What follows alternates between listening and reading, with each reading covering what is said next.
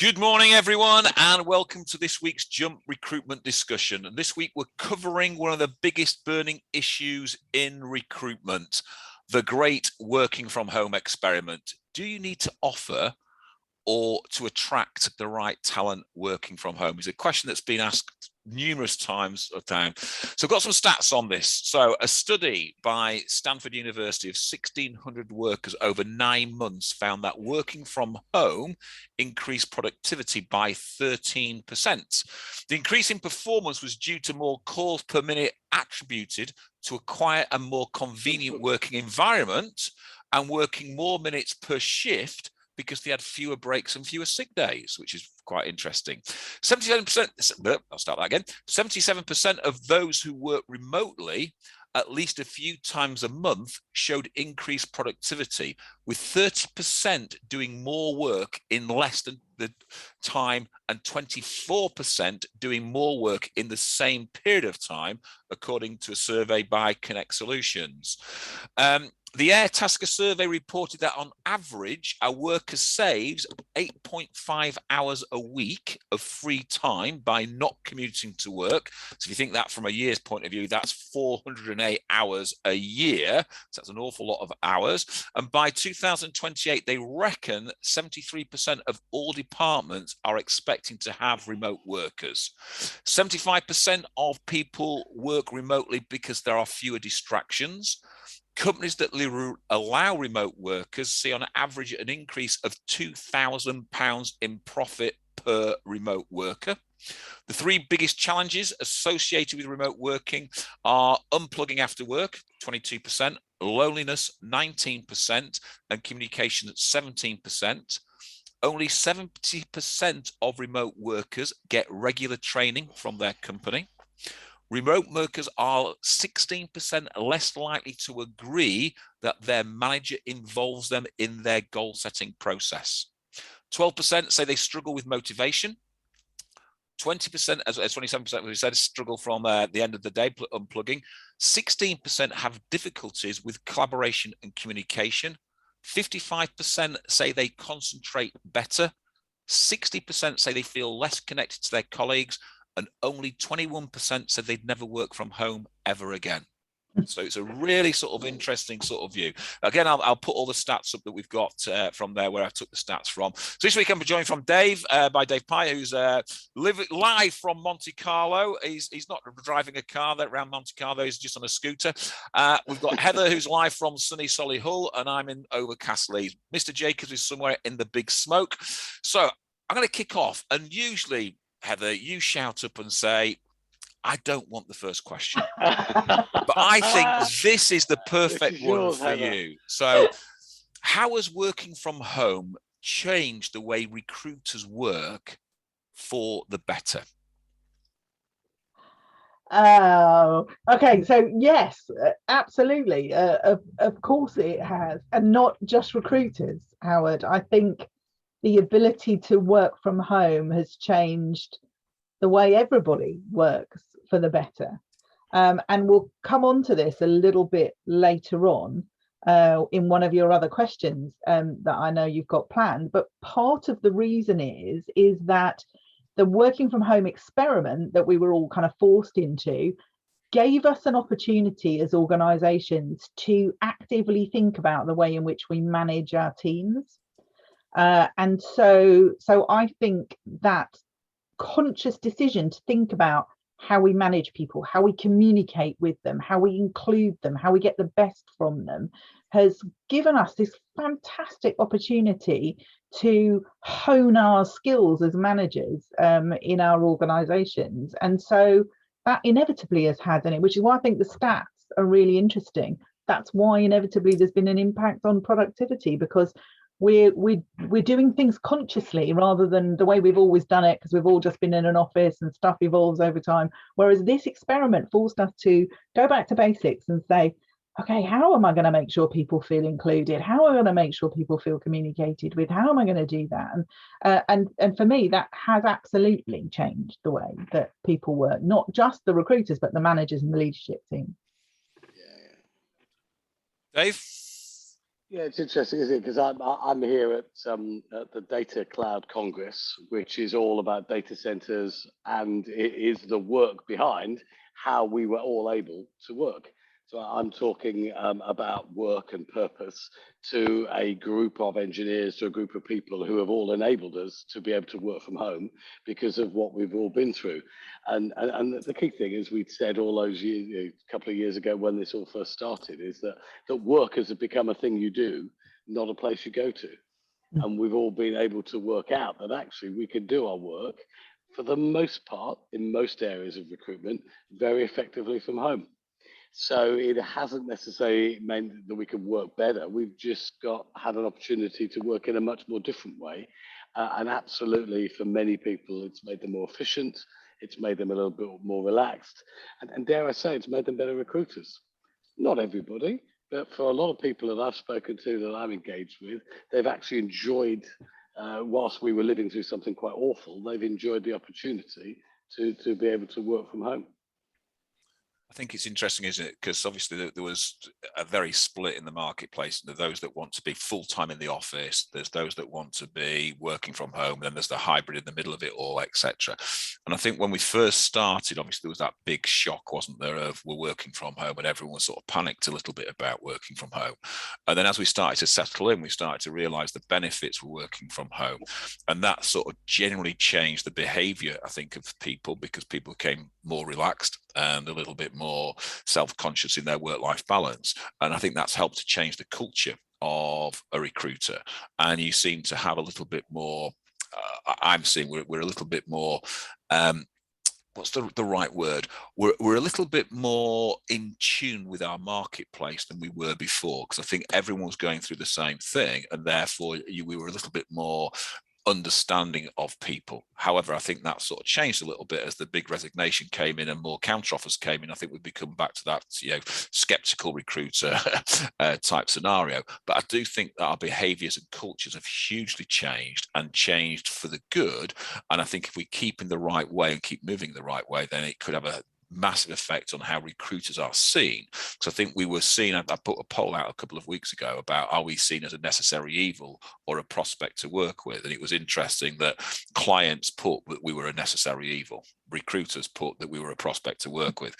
So obviously there's still a big disconnect between clients and recruiters on what they look. So what this leads to, what we're talking about though, is we're talking about, bringing people into our businesses. We're talking about developing new business processes, etc. So is location flexibility the key now to attracting a bigger talent pool for recruitment agencies? Yeah, I think so. Yeah, I think it's I think that was happening before the great working from home experiment, which we're going to refer to it because I'm bored with calling everything the pandemic.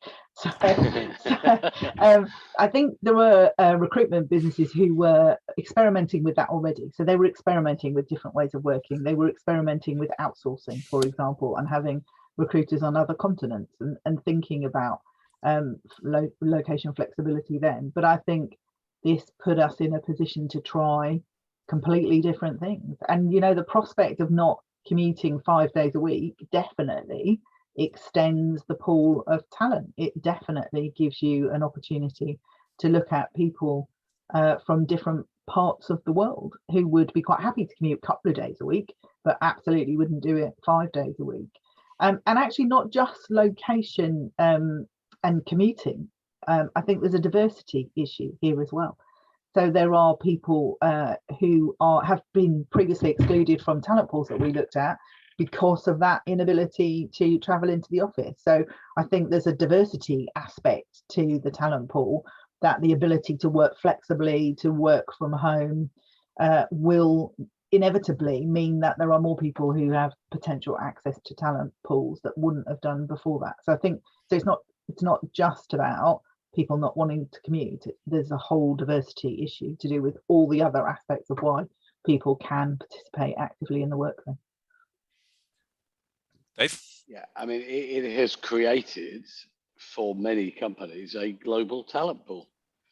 If you have the ability to do the job in many places, it doesn't matter where you're based. I remember in the early days of the experiment, speaking to a company trying to hire business development, sales type people, recruiters in London, suddenly realised, actually, do they have to be based in London? Because although our office is here, we're not in our office. And that led to the thinking of, well, actually, where are the people that we need? And they actively sought, to your point, Heather, about diversity, they were actively seeking working mums who had enjoyed a stellar recruitment career, but didn't want to commute, didn't want to work outside of school hours, because in the early days, the kids were still at school. And two of them they were based in Leeds, and they hired them for what was their London office. Those people are still working. That company has some people back in the office and some still working from home, but it has a new community of 3 or 4 people who are based up in the Northeast, and they're in London. Their clients are serviced across the UK. They don't care where their resource is located.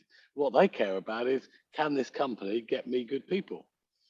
How they source them, where they reside as to how they source them, isn't an issue for many clients, because they're facing the same struggles.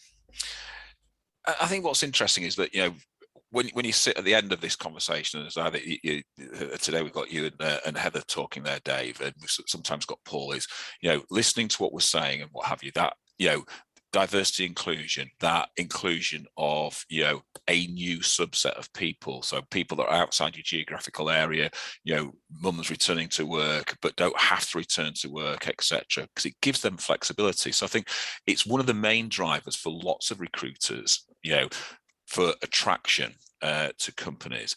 But I think others have become equally important, because I think as companies have started to change, they started to see how they actually work with their, you know, staff. And we've done quite a few sessions on, you know, retention is now the new recruitment.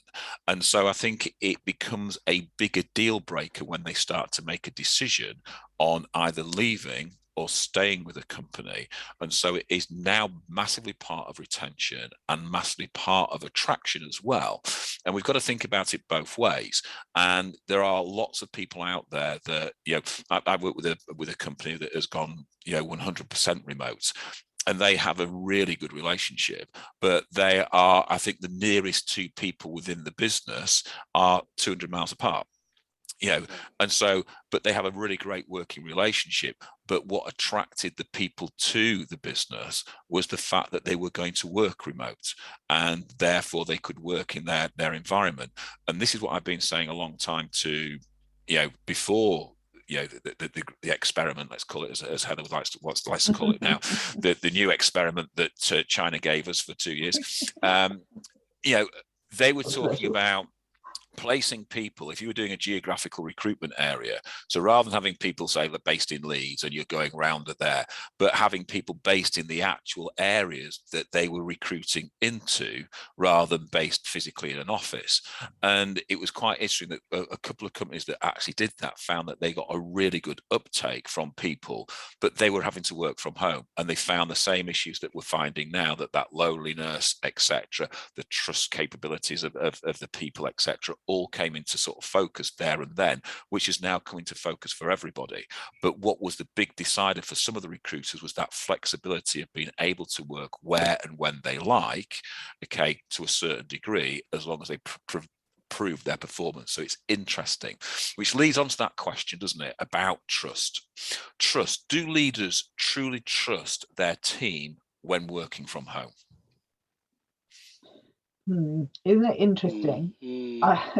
So I think if they don't, Howard, I would pose another question back to you. If they don't, have we got the right leaders in the organization, and have we got the right team?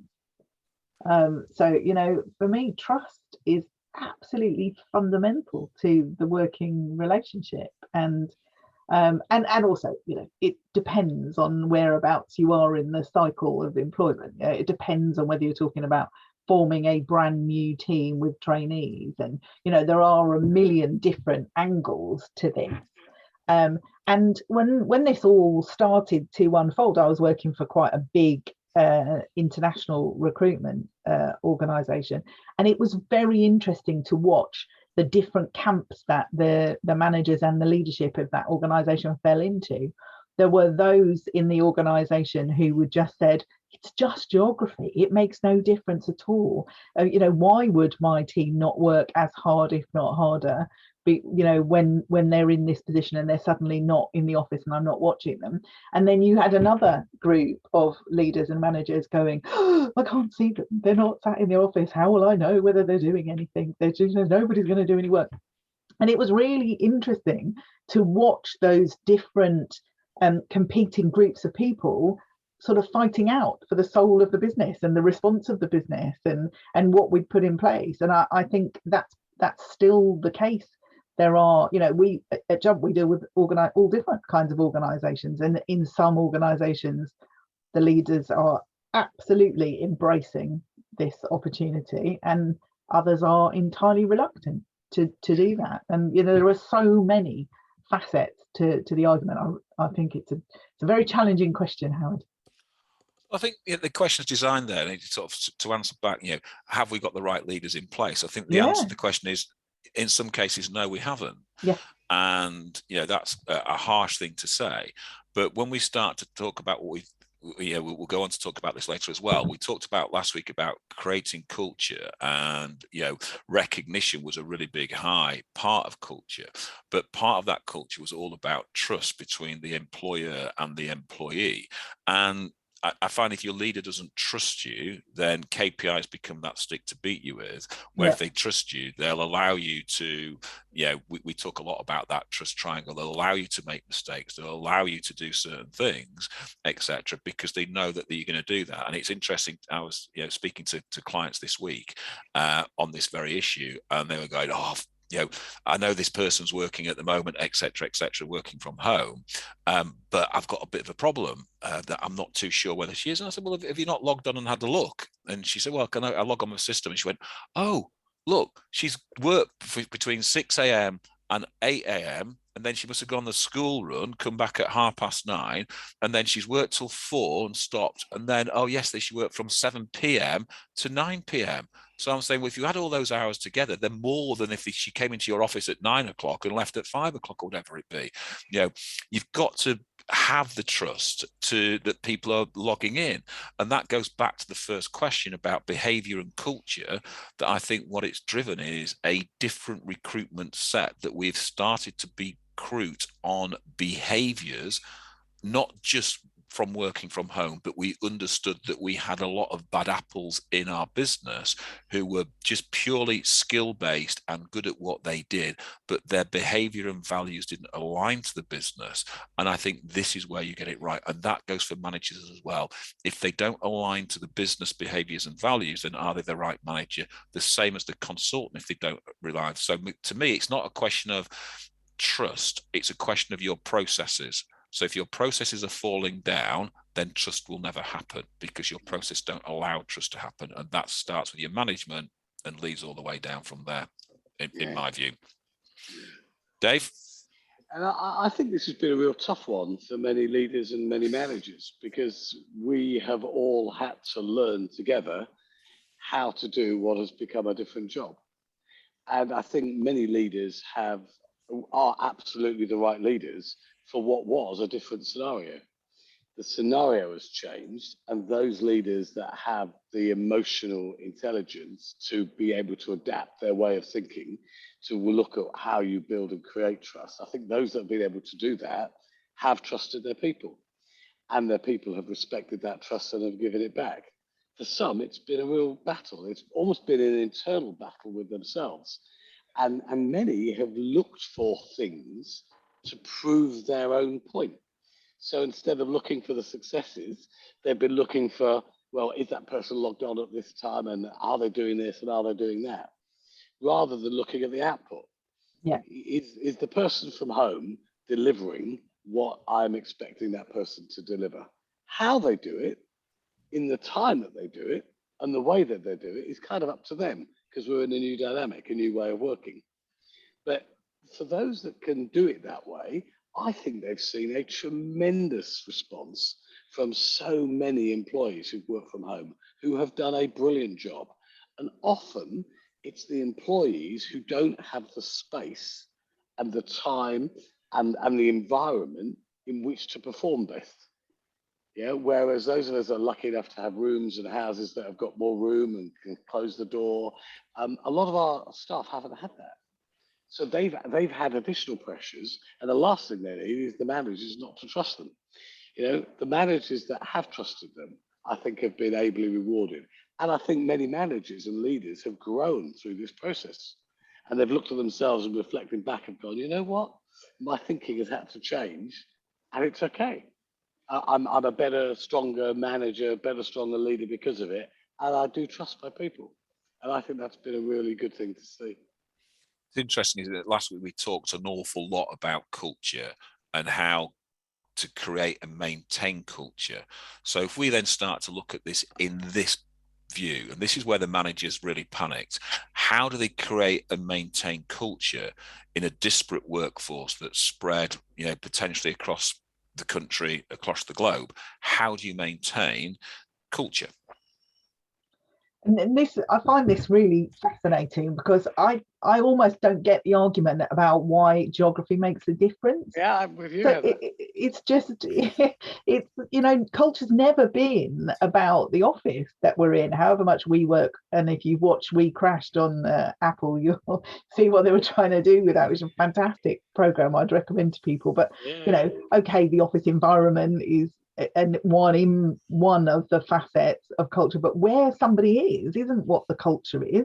The values being on the wall in an office isn't what culture is. Culture is about how we behave, and how we behave is not affected by where we are. And so I think creating a culture with a disparate workforce is about, maybe we have to amplify our behaviors, and maybe we have to communicate and take deliberate actions to improve communication, but culture is behavior, and that's not geography dependent.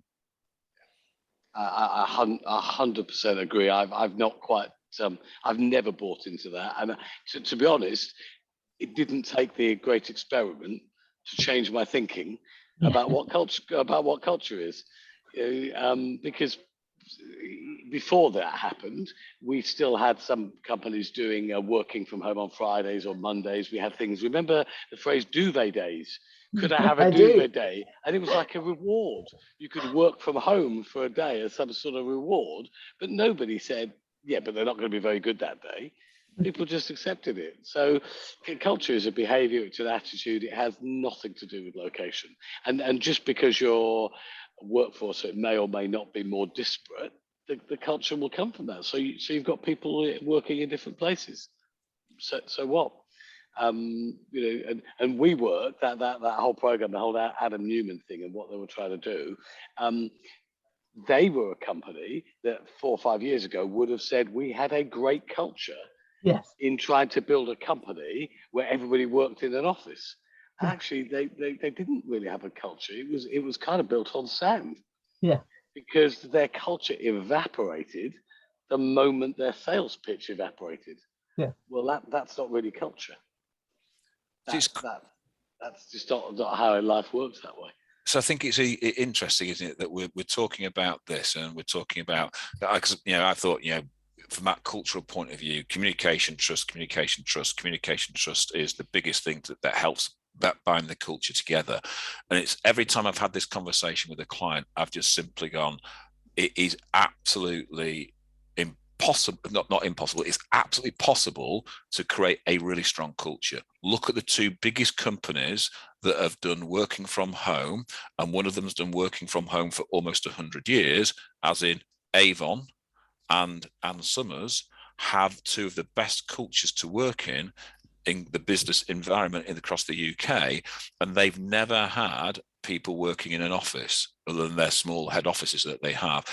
All their sales force are all working from home and are all disparate, and they create a huge culture. And it's almost like you go speak to the people on the Avon, and it's almost like a cult fashion within their culture, and it's a really strong, powerful, positive culture.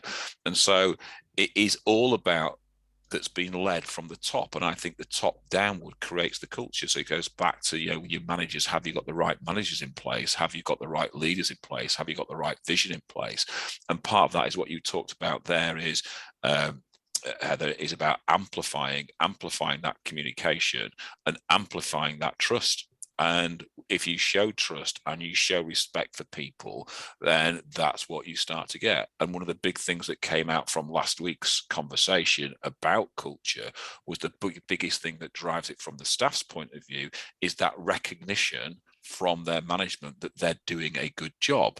And so the more we recognize people do a good job, the more and it's not about a financial recognition, it's about a physical recognition from the management team that people are doing a good work, starts to create more of that culture. People start to buy in when they start to see the human elements of culture where people help each other and work with each other, which goes back to that first question, that you have to have the right behavioral set within your business to do that. And it's interesting when you go and speak to one of my ex-colleagues is now one of the top people in Avon, and she said, simple thing, they're all almost identical because they all have the same behavioral skill set. And she said it was interesting talking to you because she wasn't a recruiter, she was worked in the back office. You were talking about cultural recruitment, behavioral recruitment. Now I can see it absolutely in place because everyone has the same behaviors, and therefore our culture is never chipped at. And people chip at our culture, we remove them from the business because we want the culture to be the main thing that drives the business. And she said communication, trust is absolutely, you know, imperative. We talk about, you know, value proposition, about driving people into the business. I keep hearing now a new one, OVP, office value proposition. And Howard, I'm really sorry to interrupt, but just before you move on to that, because I think that's a really interesting topic, we've actually got a question on the Q&A section. About I think health and safety. Yeah, about health and safety and insurance. I just thought it's worth just mentioning in passing, if that's all right, to butt in here, because I know we always run out of time at the end. And so one of the people listening in today has asked, what about health and safety and insurance around working from home? And I think that's a really interesting practical question. And I think there's also aligned to that, there's a GDPR question. So there are some practical things that you need to think about and put in place. I'm happy to give a go at answering this, unless anybody else. Are you happy for me to fire away, Heather? We did a webinar on this way back in the day. Cool. On that, but fire away, Heather. In which case I'll do a very quick answer, but then perhaps for this particular listener, we can signpost you to that webinar to look at. So, but in terms of health and safety, absolutely. If you've got people working from home, that doesn't absolve you as a leader of a recruitment business of any health and safety responsibility. It's still shared with the individual employee.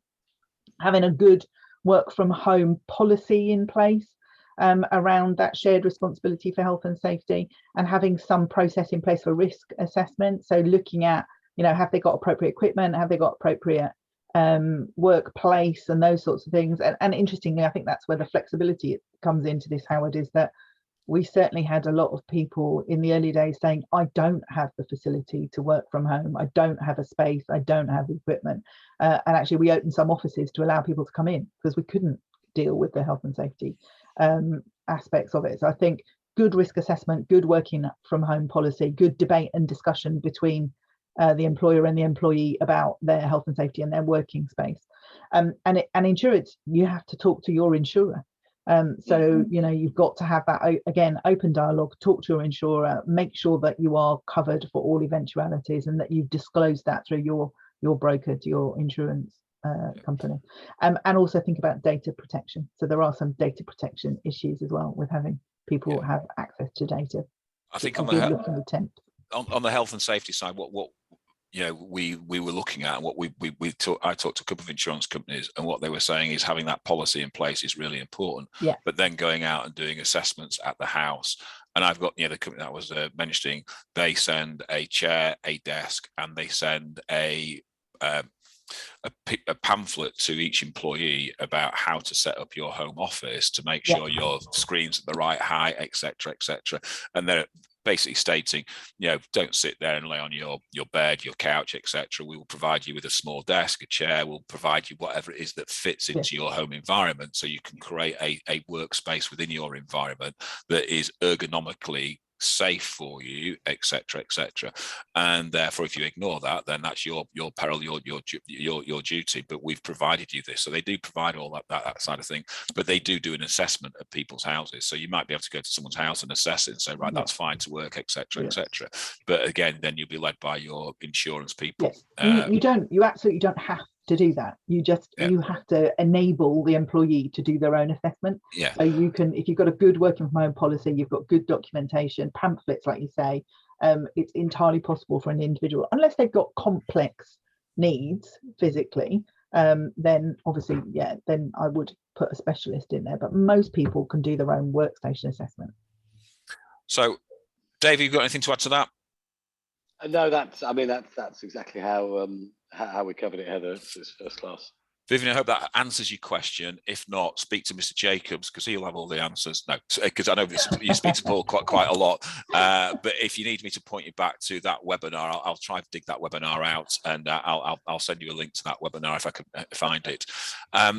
The question we were moving on to, though, because there's a lot of people, there's the conversation between working in the office, then working from home, and the hybrid working. And I'm hearing office value proposition now. So do you think those who are promoting back into the office full time will have an advantage if that office culture is good, strong culture, compared to a work from home or a hybrid type of culture that is doing a bit of both?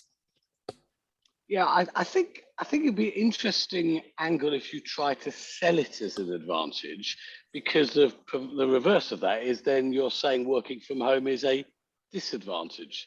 And then you're back to the culture question of, well, how are you articulating your culture? Your team is your team wherever they're based. Clearly, in recruitment, the buzz of being in an office and chatting across a desk and maybe having a drink after work or going out to the gym or something, all of that is quite good for many of our employees, but not necessarily for all of them. So maybe being a bit ageist here, but some of the younger people like the idea of coming back into the office and all of that brings. But that doesn't apply to everybody. So I think if you just say, well, actually, this is good, and the opposite of that is bad, I don't think that makes you as an attractive company to work for. I think if you articulate your vision and your purpose and the way you work and the culture in which you work, where you do that from is the big sales point. And if you're able to do that from home, or you're able to do that in a hybrid way, or you're able to do that entirely from the office in the sort of 8:30 to 5:30 culture, well, that's fine. As long as you're articulating that work is what gets done, not where you go, I think you can have a successful ad campaign or successful interviewing, because we're all desperately short of talent. So why turn off 25-50% of the talent by telling them that actually the way that they are enjoying working from home is not the way you want to work? Well, interesting, it's 21% said they'd never work from home again. So what you're talking about is 79% of everybody in the marketplace wants the possibility to work from home. Yeah. And I think that's the key, isn't it? For me, it's the word is promoting, right? So if you're promoting working from home, then hire people who want to do that. Hire people where that, and there are people who want to be in an office, who hate working from home, who, for lots of reasons and lots of very good reasons, but understand that you are severely restricting the pool that you're fishing in, because these days the vast majority of people want that. So if you're only going to have a work from the office situation, you are either limiting the productivity of people who want to work from home, or they're not going to join you because they want flexibility. I think you have to offer both. Yeah, and I think, right, you have to offer both. And there's a question that you sort of bridged a little bit earlier, Heather, about depending on the person. So if you've got a brand new employee coming into the marketplace that needs training and developing, etc., would that be better office bound for a certain period of time before they're allowed to work from home, etc.? So there's a bit of a view of how you sort of introduce people into that. But I also think there has to be that comment that you can't segment it and say, when you get to this level, then you can work from home, because I think that's a bit of a, disadvantage again for those that don't get to that level. I think it has to be all or nothing to a certain degree, but then you have to look at the people coming in and how that works. Yeah, and also if your good people are all working from home, who's going to train your trainee? Yeah, that's right. I spoke to one company the other day that part of their promotion criteria was, and this was the most bizarre thing, if you do really well, you can spend a few more days working from home. Well, I mean, what does that say about the culture? That therefore, if you don't do well, you have to come into the office and sit on the naughty step. Yeah, I mean, that's just not the way of modern working. So, if we looked at that, if you were advising a business on offering working at home as a benefit, then listening to what we've said, what would be the key view that you'd have, and what would you say to that client about why you should be offering working from home? So the why question is a little bit difficult from the what question, isn't it? The why question is absolutely because 79% of the workforce say that they want that flexibility, and so you're severely limiting your talent pool if you don't offer it. The world has changed, and whatever certain top-hatted MP gentlemen would like to happen in the world, we are never going back to the way the world was before, and nor do most organizations want to. The what I think is really interesting, Howard. I think that you've got to talk to your workforce about this. You've got to consult with your existing people and understand all of the ramifications for them of your particular environment, their journeys, their thinking. I just think the wider you can consult before you're putting a benefit like this in, then the better you will create your flexibility, your package. There isn't a one size fits all at all, and you've got to take into account all of those different factors. Do you bring in trainees? Do you need to train people? What about performance? What about the markets you're serving? Where are your candidates? Do you need to do face to face? There are a million things that you need to think about. Have I got the technology? Have I thought about GDPR? All of those things. So consult, and then communicate. Yeah, it's one of those things, isn't it, Heather? You kind of over communicate. I'm going to ask for your forgiveness in advance, Howard and Heather, to say that if Jacob Rees-Mogg says it, and he is the man who is the minister for the 18th century, if he says that, then it's wrong. Yeah. So do the opposite. Yeah. And you'll be okay. Yeah. Yeah. So forgive me for those of you who are listening who may be slightly leaning that way, but I would say if he says that's what you do the opposite and you'll be fine. So it's interesting. We try not to have a political tint on there, but that was such a crass comment. Full stop. Whether you're Conservative, Labour, Lib, whatever, it's just a crass comment. Full stop. Yeah. So there's a question there. So we're talking about this, and I want to sort of pull two questions in before we sort of finish, and we're sort of running on time. How do you then create a sales culture if some people are in the office and some people are working from home, or if your business chooses to work from home solely? And that's the question that you started to sort of touch on there, Heather, who trains who if your best people are working from home? Yeah, which is why I love the flexibility word that we had right at the beginning in the early questions, Howard. It's very difficult to train trainees if everybody's working from home, but it's not impossible. It's absolutely possible. And many organizations, when we were forced to work from home and we couldn't come into the office, still managed to train trainees who they had never met, and having open Teams channels, so you felt like you were sitting next to somebody and they could hear you on the phone, and all of the things that we did are still eminently possible. So for me, this is not about geography. Again, as we said in answer to the earlier question, it's about the behaviour. you can get to know people without meeting them face to face. You can create the same buzz with managers and leaders' behaviors in group calls and individual calls, and then you can by meeting them face to face. And there are things that we've had to learn. We've all had to learn how to use Zoom properly and how to use Teams properly. And we've all, there are a million videos on how you create a buzz online. But I joined Jump without ever meeting you guys face to face. But I felt by the time we did meet face to face that I knew you, and I'd made I felt like part of the team, even though I've been working with you guys for months before we met face to face. Dave and I were exactly the same. I didn't realise Dave had legs for at least 6 months. Yeah, and I've met people recently actually who are there's a guy I work with who is in Toronto, and met him face to face in London recently, and I just couldn't believe it was the first time we were actually meeting, because I feel like I know him so well and we've got this great working relationship. We've done that over Teams, and I think the idea that geography matters is just wrong. Dave, from your side, because obviously that's let's take Heather from a HR side. From a sales side, then, if you look at creating a sales culture, if some people are working from home and some people are in the office, what's your answer to that from a sales director's position? Well, by removing the word sales, because it's about culture, and sales is one part of culture.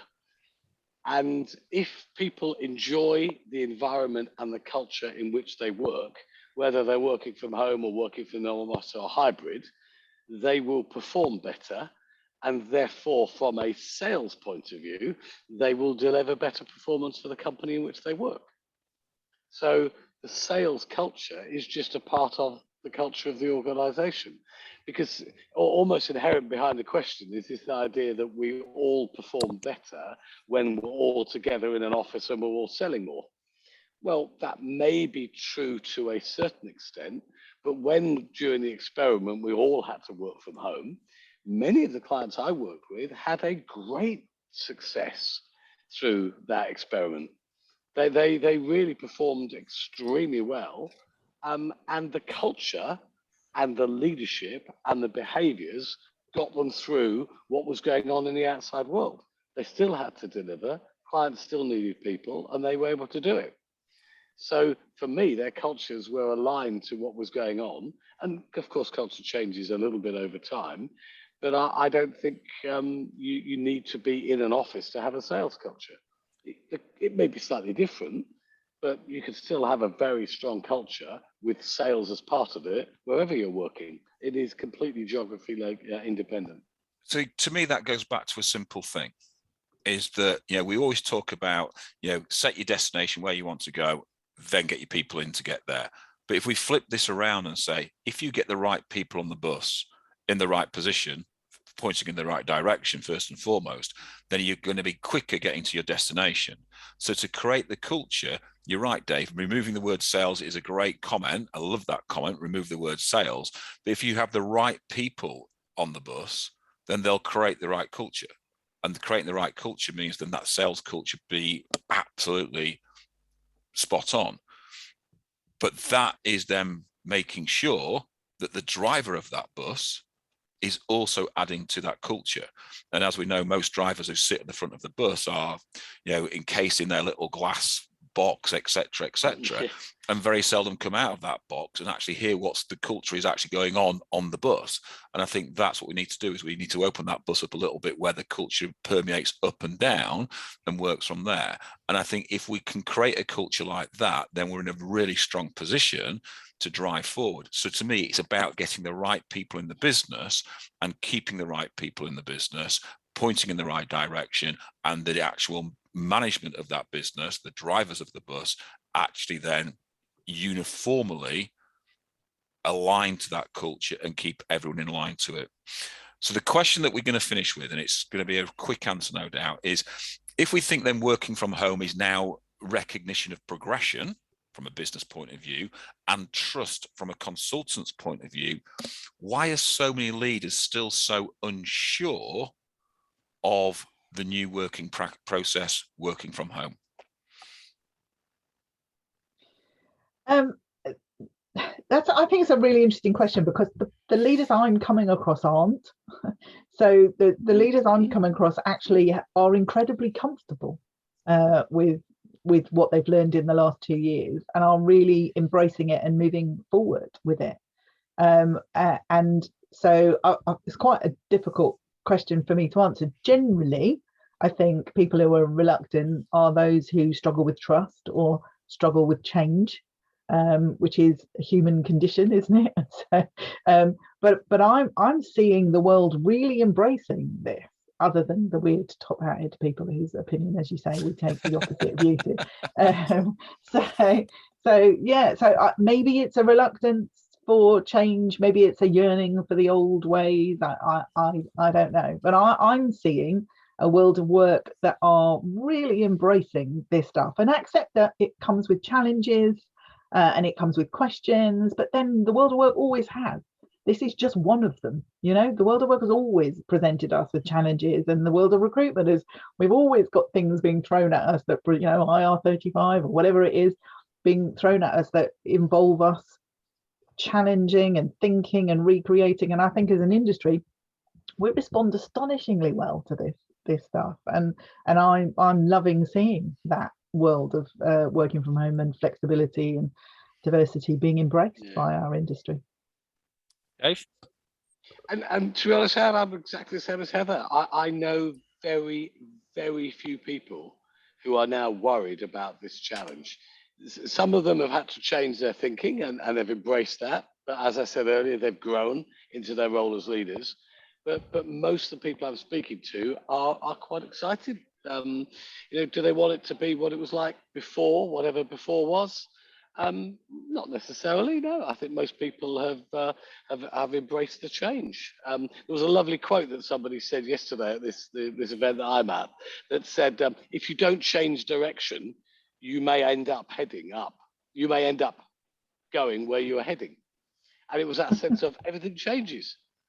So you've got to kind of, like Annette said, you've got to kind of embrace the change and go with it. And in that comes a freedom and an enjoyment. And most leaders, I think, are on that. It's interesting, isn't it, that, I've spoken to a couple of companies who have said, we are 100% working from the office and back in the office. And it's really obvious that they are so struggling to get staff and can't find staff to work with them. And yet down the road, there are lots of offices who have hybrid working, and they are not, I'm not saying they're not struggling, because most people are having struggles to find staff, but they're getting a reasonable footfall of new staff coming through. So it is absolutely part of the new attraction of a bigger talent pool and a better talent pool from there. So I think it's been again, another interesting conversation. I think next week we're going to have a very interesting conversation, because next week we're going to cover the very thorny topic of commissions, right from director level right down to resource level. Are we creating compensation and incentive packages that actually compete and help to drive the business? And is it important in this modern world as it was before?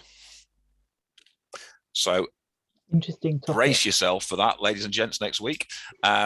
Dave and Heather, thank you very much for your time. It's been much appreciated. Ladies and gents, thanks for joining. As always, it's good to see everybody. If you've got any questions, then please drop me a line.